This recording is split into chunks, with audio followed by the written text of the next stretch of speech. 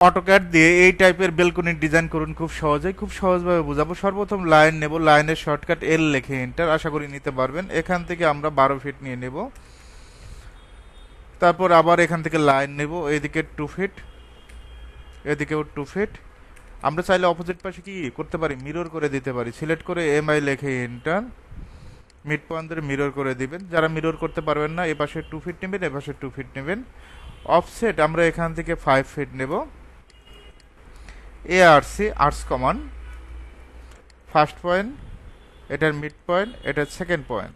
ওকে, তারপর এই লাইনগুলো ডিলিট করে দিবেন।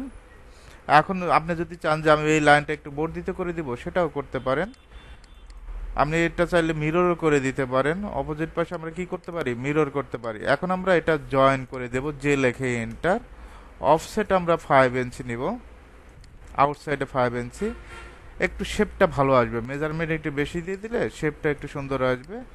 এভাবে চাইলে আপনি যে কোনো মেজারমেন্ট দিয়ে এই ধরনের বারান্দার ডিজাইন করতে পারবেন।